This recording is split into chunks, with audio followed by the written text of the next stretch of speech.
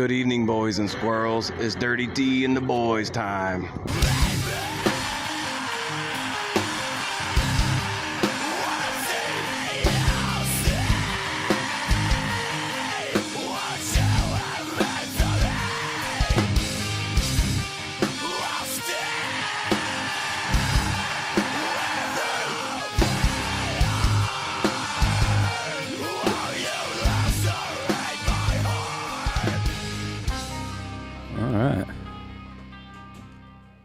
Okay, so, good evening. It's the 1st of November. Happy November to everyone. Let me see here. Is this recording? Well, I sure hope it's recording. I can't ever tell. A lot of errors. Encoding overload. Again. All right, let's just hope that this... Yeah, let's just hope this works. So let's just jump right into it, shall we? All right, so week 8. Let's review it. Still concerned that this is not actually recording. Oh, it says it's recording. Okay. Top scorer here. That would be me. 169 points. Against old titty-bitty Charles Temple. He tried. I mean, pretty good quarterback selection. Sam Howell got 30 points. That's pretty good. Way better than I thought he was going to get. John Robinson still not really doing much. 12.2 points. JT, nothing. I'd drop Jonathan Taylor, man. I don't even think they're just not using him correctly. Jahmyr Gibbs, though. This guy is really doing work. All of a sudden, finally, Detroit figured out that they could use this guy for good. Last week, he got 27 points. This week, 29 points. That's 1 touchdown, 152 yards, 26 carries. Not normal. 26 times. Lions absolutely dominated that game, though. Let's see who else we got. Aaron Jones, 8.6. Waller, 1.4. New York is garbage. Jake Moody is garbage. Is Debo coming back? Is he? Let's check here. Debo still out. All right, so I guess Debo's out. Justin Fields, is he coming back? Questionable. It appears based on feedback from Coach Eberflus that Fields won't dress for this game against the Saints. Wait, am I reading last week's? Is this last week's stuff? No, they didn't go against the Saints, did they? They went against the Chargers. No, okay, yeah, so he's questionable. He might come back. DK Metcalf sent you a trade. Charles, go check it out. All right, well, not much happened here. I mean, it was pretty much what happened. Sick Boys sitting at 6-2. Look out. I'm still in second place, but coming fast here. Let's go to the next one. Josh Owens with a hard loss here with only 108 points to Adams' 112 points. This came down to Monday Night Football. Las Vegas versus Detroit. Bear with me here. I'm a bit sick. So, Devontae Adams, though. Devontae Adams, not happy at all. I think he was caught on the sideline saying, I'm sick of this BS, throwing his helmet around. And I think we all are sick of it as well. I think he got 1 catch for 11 yards. And Devontae Adams is primo recevo. He's one of the best receivers in the NFL. He's underutilized. Let's see how many targets. He got 7 targets, but they were all terrible passes. Only week that he's done real well is week number 3, 42 points. And I'm not sure if that was Garoppolo or not. Big changes, though. Good news for Devontae Adams. They had today, actually, I think it was last night because the joke was going around that Josh McDaniels got fired while he was trick-or-treating with his children. Head coach Josh McDaniels has been fired as well as the GM for the Las Vegas Raiders. So Not really sure who took the interim position there, but I'm willing to bet that they've got John Gruden on the phone. No, maybe not. I don't know if they would bring John Gruden back. Here's another upset here. DeAndre Hopkins sitting on Adams' bench went off for 34 points. That's 3 touchdowns, 128 yards for only 6 targets. In comparison to Devontae Adams, that's 1 less target than what Devontae Adams had. Pretty crazy stuff. Adam doing pretty good here, sitting at 5-3. I believe is in 3rd place. Could be wrong about that. We'll check the standings here in a minute. Josh Owen's got to come back. He's sitting at 500 right now. This was a must win for Christopher. He did not win, hence the RIP and the gravestone against Corey Waddington, sitting at 5-3. I believe. Okay, so there might be a tie for 3rd place there. Trevor Lawrence threw multiple interceptions, only got 14 points. The bomb here.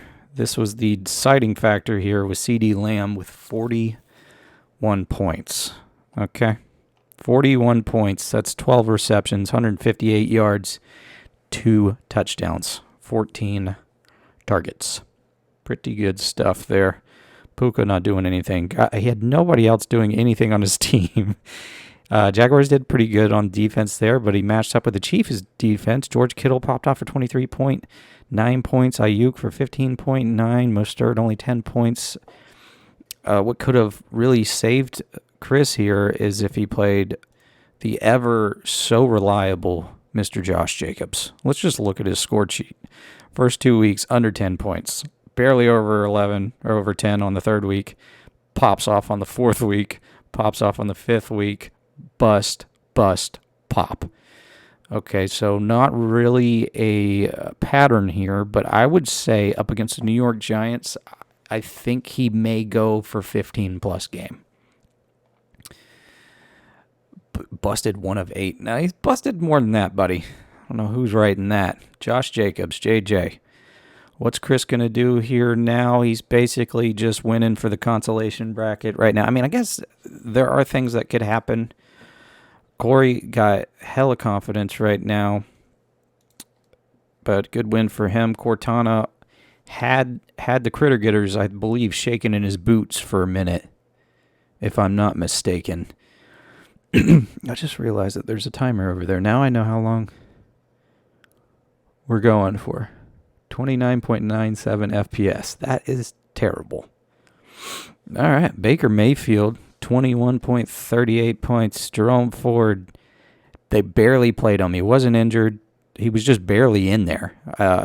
Darrell Henderson got a touchdown. Jacoby Myers didn't get anything because of Jimmy Garoppolo. Cortana's basically doomed for last place, I believe. Allen gets another dub here. He's got a pretty tough matchup coming up, though. He put up a good 147. Good win for Allen. Not quite 169 points, but pretty good win there. Sit down, son. Mr. Brady Clampett gets a good win here. This was going back and forth up until I think it was the Baltimore Ravens going against the Arizona Cardinals, and they just kept losing points. I think they were at like 9 points at one point, because in the 4th quarter, I believe it was 130, 129, something like that. Hawkinson started popping off. I mean, and it was down to the wire. Not really exciting because there's not really much implications here.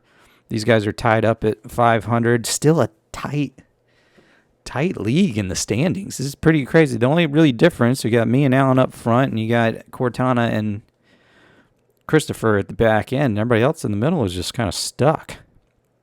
But a good week there. Brady gets a good win. I believe he called it in the intro of the last video. So good job there, Brady. Let's go ahead and let's look at the standings. Let's see what we got going on here. We're sitting at, okay. Critter Getter's been in first place since week 1. Actually, I think I was first week 1, and then he took it in week 2. But let's see what the points for difference is. About 100-point difference there in the PF, which is very important. Nobody really close to us, though. Adam's got 5-3, tied right there with Corey. Big point gap there, though. James sitting in 5th place. He's been putting up points, though. I believe he's got top points 2 weeks. He's the only one that's gotten it twice. Other than me, I just got it twice, so I got first weekend this week. Let's see here. Titty Betty, 897. Chris, 9th place, but still pushing 1,000 points. Unfortunate year for Chris. You know, there's always next year. There's always next year. Let's go over week 9 real quick. Let's go to the box score. I don't mean to do my team first. It's just, that's just how it, because I'm logged in. It's just gonna, I'm not trying to be partisan here. Projecting to beat James Holloway, but James Holloway is a slippery one. Pretty even line here. He's got 1, 2, 3, 4 advantages to my 5, 6 advantages. He's got Lamar going, Alvin going. I don't see any Qs anywhere, which is pretty impressive right now. Pretty good stuff going on here. I can barely talk right now. Okay, let's see. Not much going on here. I think this is going to be a battle down to the end. Maybe all the way to Monday night. I'm not sure if we've got anybody playing Monday night, but I think this is going to be a good one. And it will be a deciding factor if he goes 5-4 and I go 6-3. It could be a shake-up there. Let's see here. Adam sitting at a 132-point projection. He's just got it made. He's playing Dak, Tony, Kenny, Jalen, Adam. He's going up against Chris. He's projected. What's that, Antonio? We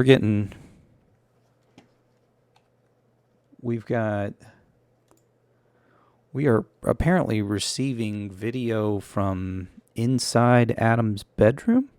Is that? All right, my producer Antonio is saying that we've got a camera crew inside Adam's bedroom. Let's go ahead and go to that.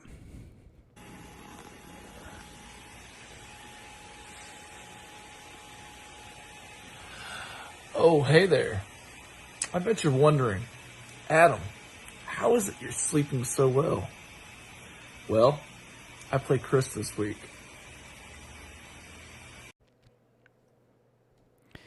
Wow. A lot of confidence from AE over here. I wouldn't be that confident. Props to you for sleeping good, because everybody needs good sleep. If you see the bags in my eyes, you can tell I don't sleep very well. So, good for you for getting good sleep in the middle of the day. I think he works nights, so it's acceptable. Let's get that camera crew out of his bedroom, though. A little intrusive, but from what Antonio was saying, it was he wanted us in there. So, all right, let's see here. I do believe, like I said, once you exuberate and confidence like that, you start to fall apart a little bit. But let's see what's going on. Chris got Jalen Hurts, Pacheco, Mostert's got a Q by his name. So does Taysom Hill. That's not good. He's playing Josh Jacobs this week. That's good. You got Travis Kelce. You got that 9:30 game in Germany, Miami and Kansas City at 9:30 a.m. That's going to be a good one. I'm going to go with the underdog here just for giggles. So we'll say Chris wins this one. Ben Hogan always said, famous golfer, he said, once you get too confident with the game will screw you over. Famous words from Ben Hogan. All right, Chaz, going up against Josh. This should be an uneventful matchup. We got nobody really good. Devontae Adams, I could see him either totally sitting out this game. I don't know who's going to be their quarterback. They can't play Garoppolo again, but that's what it looks like they're going to do.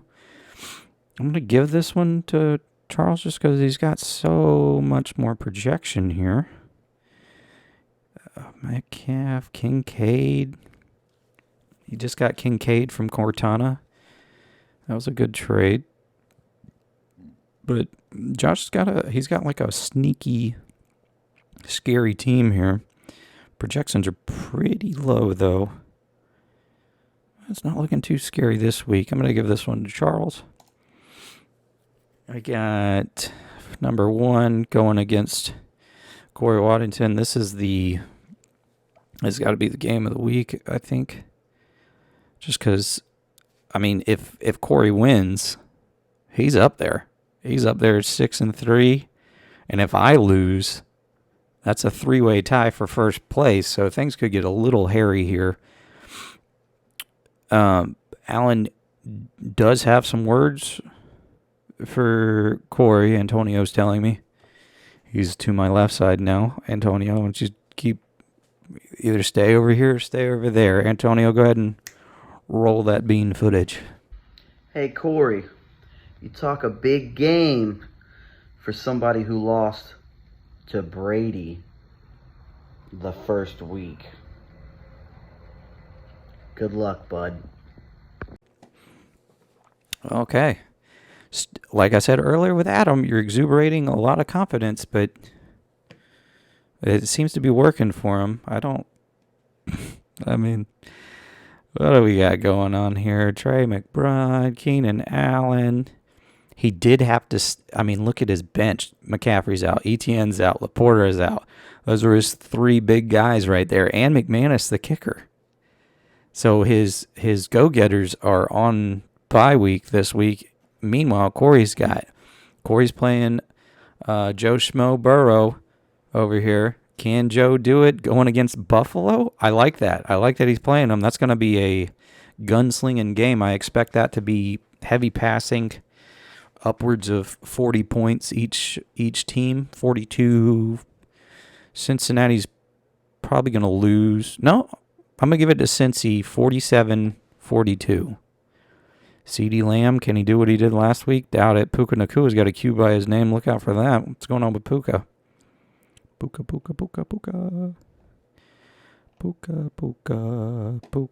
Coach Sean McVay noted Monday that Nakua is dealing with some knee swelling. He's going to take it easy at practice. Knee swelling. All you got to do is drain it. That happens. You just got to lance it or send a needle in there. I'm not a doctor. I don't know what I'm talking about. I'm giving this one to Corey. I'm going to, a lot of confidence coming from both of these two. I hope this is a good game. I'm going to give it to Corey just because he's playing Rashad White. He just picked up James Cook. Meanwhile, Buffalo just picked up Leonard Fournette, the worst running back ever in the history of NFL. He's got Stephon Diggs, who's falling apart at the seams. Keenan Allen, he's due for an injury. Trey McBride, don't know who he is. I know that was like one of the waivers, one of the big pickups for the waivers this week. But I'm going to give this one to Corey. Let's go down here to Cortana up against Brady. This is another chance for Cortana to get a win. He's got Josh Allen with a Q, Saquon with a Q. Brady stays with them Qs. Kareem Hunt, who's been showing out, but he's lackluster, to be honest with you. She's got Jerome Ford in there still. Who else does she got as a running back? Chuba Hubbard. What are you doing, Cortana? What are you doing? I might have to get in her ear a little bit and kind of influence something. Just, I give you all assistance, so don't give me that. I think, let me my notes. We didn't do our NFL is Rigged segment. This week's NFL Rigged segment kind of touches base here with the Jacksonville Jaguars. Deontay Johnson, post-game interview, was very upset with the refs. There was a bunch of calls that were questionable, I would say, but he was upset. Blatant, your fans are the ones that are saying that it's rigged, but now you've got actual players saying that the referees are rigging the games, saying that they wanted the Jaguars to win. And you've got Mike Tomlin, their head coach, who was a piece of garbage, by the way. He straight up, both of them are getting fined. I'm not sure if it's come out yet, but Deontay and Mike Tomlin, and I think somebody else on the Steelers are getting fined for questioning the referees so much and publicly saying that they are rigging the games. Mike Tomlin straight up looked at one of the female referees, it's a man's game, and said, what did he say? I believe he said, what the F is going on with y'all today? Or what the F are y'all doing today? I think it was what the fuck is going on with y'all today. I didn't try to say the F word and I just did. Oh, well, it's a slip there. Got a little bit more Monroe to go with on the outside here. I believe this is, I think it's Monroe that I got going on. One of the best lines ever written in at least post-hardcore days. She was dressed to kill, and I was ready to die. This week's winner gets... I'll get you some. That doesn't matter. I don't think I've given you anything. So, good luck to everyone. Be safe. Stay smart.